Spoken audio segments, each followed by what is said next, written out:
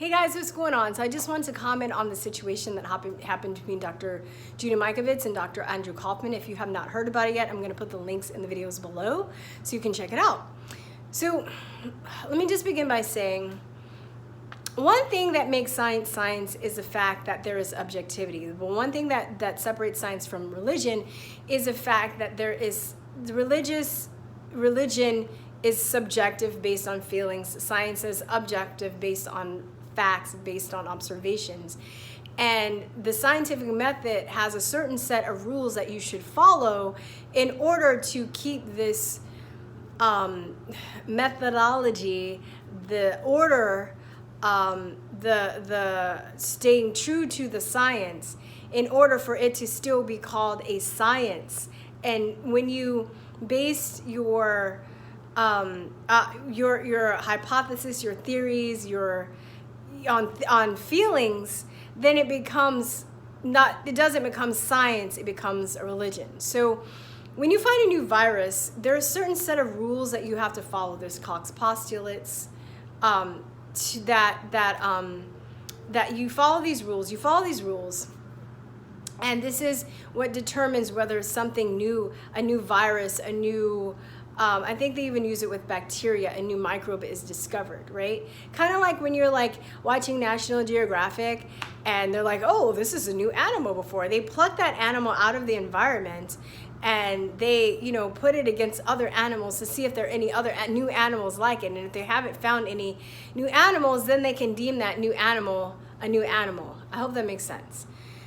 I will also see if I can track down, I don't know if it's still on YouTube, I can track down my interview that I did with Dr. Andrew Kaufman, and also he did a really good PowerPoint on Richie from Boston's page where he's actually explaining this to give you more insight, because I don't want to if I get into it, it's going to get too long, and I think he can probably do a way better job than I can anyway. So, but what happened was there was a roundtable, and it was like Dr. Kaufman, Judy Mikovits, Dr. Judy Mikovits, and other people, a couple of other people in the room, and they were talking about like the row, right?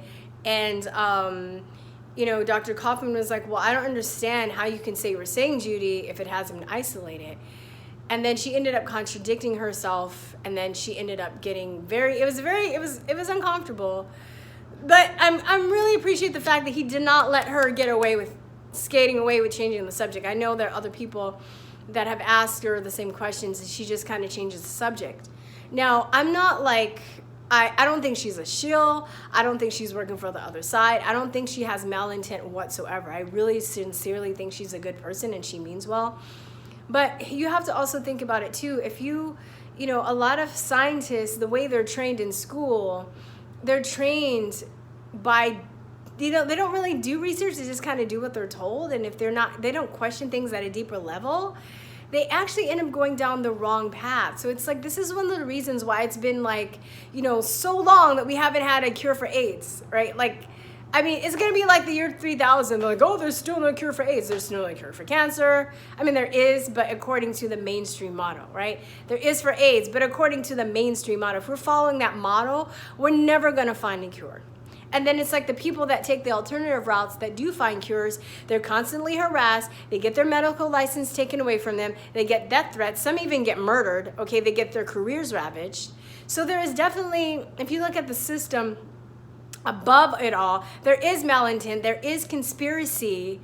I can say I believe, but I know because there's evidence to point that there are people that do have malintent, that don't want people to be empowered and know this stuff, okay? And this whole virus, I knew about. Liam Sheff was a medical journalist. He was one of my mentors. He was a good friend of mine. He was the one that turned me on to this stuff. And I knew about the AIDS situation. I've talked about this in other videos, the AIDS virus hoax, the HIV. I've looked at Peter Duesberg's work, so I understand that. But now, especially since this COVID situation, I'm like, oh, this can be applied to other viruses as well. It's a scam. It's a sham. It's a way to create a boogeyman to make everybody afraid. And I think this is truth that needs to come out, because when it does, they won't ever be able to do anything ever again like this to us. This coronavirus shit, they won't ever be able to pull this. If the public knew, This is information that should be given to lay people, because if we knew about this stuff, like, because honestly, you guys, when the coronavirus happened, they're like, oh, there's a deadly virus, it's been released, it's gonna kill us all. I was like, word?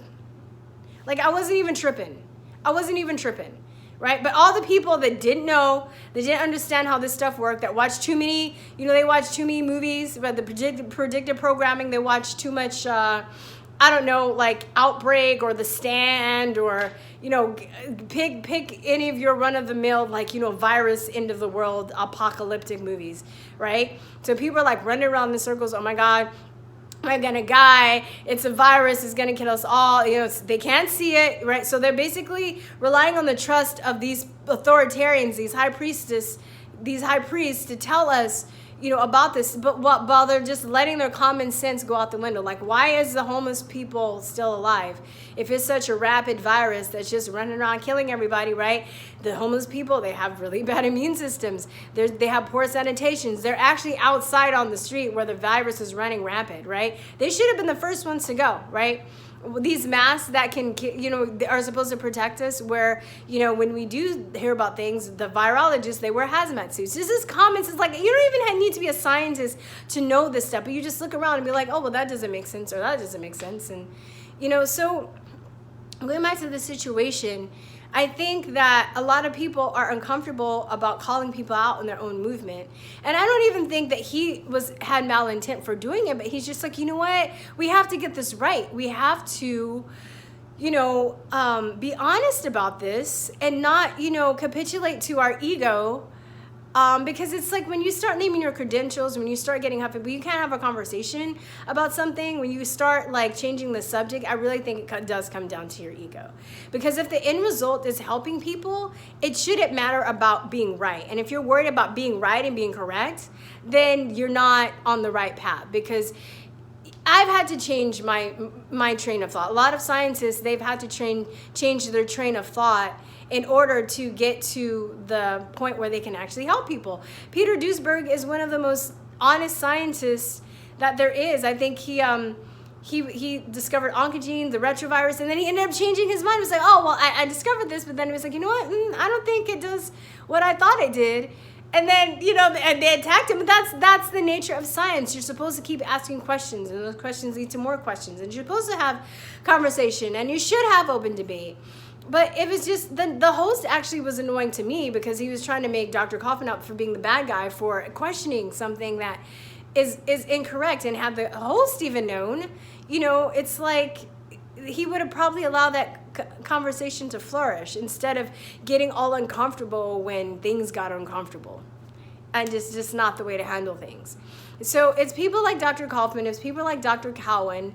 I don't know if it's I think it's Cowan. I follow him, Amanda Vollmer, Robert Scott Bell, my homie, my mentor, like people like that, right? They have the chutzpah, the cojones, the huevos, the balls, the pelotas to question people within their own movement. And this is what, I'm not going to talk about the situation, but I've had this situation within my own movement, questioning people. And I understand what that's like. And it's like, well, if you just keep kissing everybody's butt, we're going to end up in the same situation we were in the first place.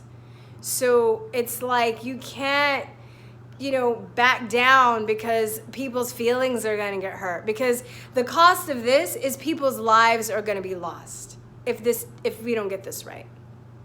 So I commend him for doing that.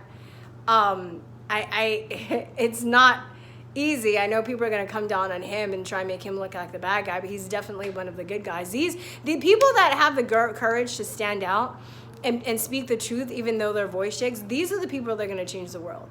So I'm definitely interested in following people like him, Dr. Cowan, Amanda Vollmer, a few other people I follow that, that they're making waves, they're making moves. They're the ones, they're not the worker bee scientists, they're not the worker bee doctors, right? There are a lot of people that are really good. They go to school and they can memorize and regurgitate information, and they feed off of the insecurities of other people that aren't doctors, because they think that, oh, I'm a doctor, I'm a scientist, and you should worship me, and if you disagree with me, you're a bad person. And then people also get in the mindset, because they're a lay person, that they shouldn't understand this information. No, lay people should. They should know this information, right? Because the more information they know, the more empowered they are. They won't be able to be taken advantage of ever again. This coronavirus is blasphemy. It's like one of the biggest crimes of the century, I would say. That's on the world, okay? On the globe, not just in America.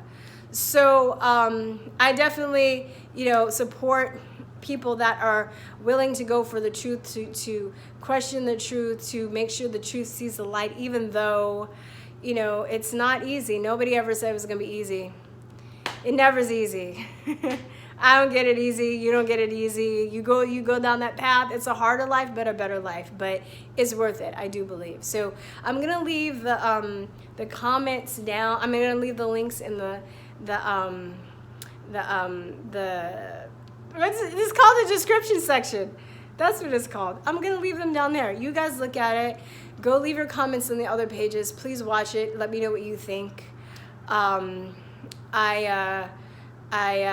think I know I have some biology nerds that subscribe and that are interested in natural health and the virus myth and stuff, that would be interested in stuff like that. But I think it would behoove you, even if you aren't into that stuff, I think it would behoove you to actually go and check it out for yourself. It's very empowering information.